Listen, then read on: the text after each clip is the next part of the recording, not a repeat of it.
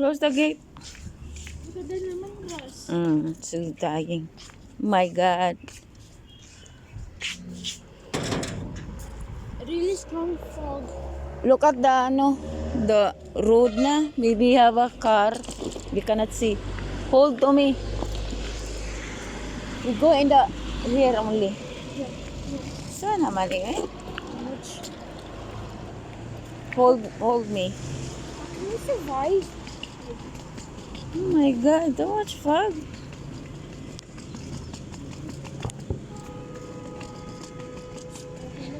It's very dangerous in the road. Yeah. The camera you can see a little. Come here.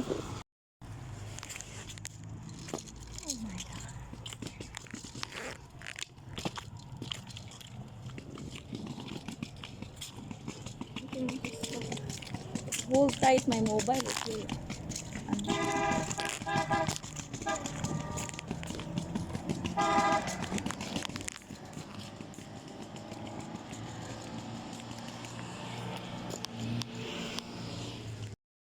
Grabe talaga mga sisi. Kumusta po kayong lahat? Ayan po, hindi po masyadong makita po yung school or yung mga ano-ano pa, yung mga sasakyan. So, naisipan ko na ano na lang, dito na lang kami sa ano talaga, sa service road. Tapos sa footway lang kami para safety kasi hindi talaga makita. Minsan kasi yung mga motor is walang mga ilaw. Kaya napakadelikado, hindi kami makita din ng driver. Kaya dito lang muna kami maglakad-lakad.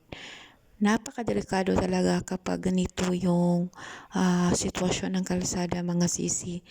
Na lalo na mamaniho ka ng sasakyan, kagaya ko na hindi masyadong klaro yung paningin sa malayo. Napakadelikado talaga. Kaya doon na kami cross ni Yusuf para hindi masyadong delikado. Pati yung ano niya, yung eskwelahan niya, hindi ko na makita. Napaka foggy talaga. Oh my God. Hindi ko ina-expect kasi nagsimula na siyang mag-init dito eh. Kaya ngayong umaga lang nagkaganito ulit. Oo. Kaya, Diyos ko Lord. Kaya ganito talaga is ingat-ingat. Nag-ano na kaming dalawa. Nagkapit-kapit kaming dalawa. Kapag ganito talaga na sobrang foggy ay hinahatid namin siya na naglalakad lang kasi minsan hinahatid siya ng papa niya na nakamotor. Napakadelikado. Oo, kaya sabi ko ako na lang maghatid sa kanya. Hindi namin alam na ganito pala yung sitwasyon ng weather. Kahapon is umuulan siya. Kaya pagtatawid ako ng kalsada, tatlong tawiran nito ay dapat talaga tatakbo kasi kapag nagpa-ano-ano ka lang, isi-isi ka lang baka masagip tayo ng sasakyan or motor. Kaya ingat-ingat talaga kapag ganitong mga mga sitwasyon. Tapos nalimutan ko pa yung kunin yung susi ng bahay. Nalimutan ko na dala ni Yusuf. Siguro nalagay niya sa kanyang pocket. Tingnan niyo, hindi na makita yung ibang mga bahay. Grabe. Ngayon dito is 7:30 AM. Kasi yung pasok niya is 7:50. Dapat nasa school na siya. Wala pang araw. Balita naman ngayon na may araw. Siguro sisikat ang araw is mamaya pa yun. Ngayon dito sa Pakistan, pangalawang araw na ng Ramadan. So, fasting po kami. Medyo hindi po kami masyadong lumalabas kapag arawan. Kasi lalo na kung may araw, no, yung mainit. Kasi para kang nanghihina ba? Lalo na yung asawa ko is may sakit sa puso, no? Delikado siya kapag nagda-drive. Mahinang mahina kasi nagfa-fasting. Yung asawa ko naman mga sisi, 2010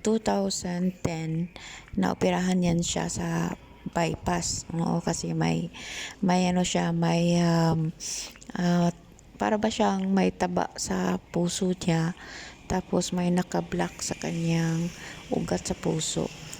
Oo, that time, nagdesisyon sana siya na pupunta sa Pilipinas, kaso na-collapse siya. May sakit na pala siya sa puso. Doon niya lang nalaman. Tapos, 2016, ay uuwi sana siya ng Pilipinas. Isang buwan na bakasyon, nag-collapse siya ulit. So, that time din ay nilagyan siya ng pacemaker, yung parang battery sa puso, mga sisi. Malaki ang gastos kapag ganyan. Ayan mga sisi, dumating na ako. Kaya malaki ang gastos pero nakaya naman. So ngayon ay papalitan ulit siya next year siguro.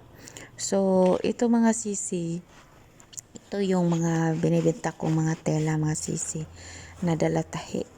Oo, may ano na siya, mayroon na siyang shawl, mayroon na siyang trouser, mayroon na ding upper. Ang tila po nito ay lawn, pang summer na po siya mga sisi. Ito po ay, sa akin po ito, nagagamitin ko sa Eid. Dalawa kasi yung damit na nabili ko para sa Eid. Kulang pa lang isa, dapat tatlo kasi pag ano dito mga sisi, Ramadan or Eid, mayroong nag-i-invite ng mga kamag-anak na mag-dinner para sa iftar. Kaya napaka-importante may damit. Tapos ibababad ko muna siya mga sisi. Kasi pag hindi mo binababad at tinabas mo ay liliit yung damit pag nilabahan mo. Ito namang isa mga sisi, ang kulay po nito is a navy blue. Ay napakaganda po niya kasi semi-fancy po siya. Ito po ang pinakamaganda na susuotin sa Eid talaga. Kasi pag Eid mga sisi ay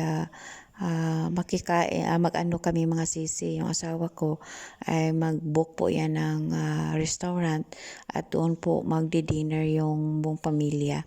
So ito po ang pinakamagandang susuotin kapag ganyang mga occasion. Yun bang semi ano siya, semi fancy.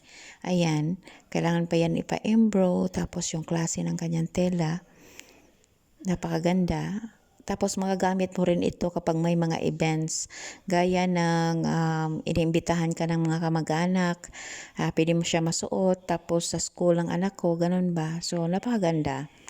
Pag ganito ang mga tela mga sisi, ang set po nito, ang pinakamura lang po ay nasa mga 5,000 plus rupees or sa 1,000 plus na sa piso. Tela lang po iyan mga sisi. Tapos kailangan mo pa yang ipa-embroidery doon sa shop sa my front. Magbayad ka ng 600 rupees. Kaya kapag nagpapatahi ka ng ganito, ay pag semi-fancy is 1,500 rupees ang hingi ko. At ito naman mga sisi ay order ng ating kabayan. Dalawa po ito, kailangan ko itong deliver mamaya after na makatulog ng konti yung asawa ko. Magpahatid ako doon kasi may bibilhin din kami. Ang summer kasi is malapit na dito, so ito po yung order ng ating customer. Kaya maraming salamat sa lahat.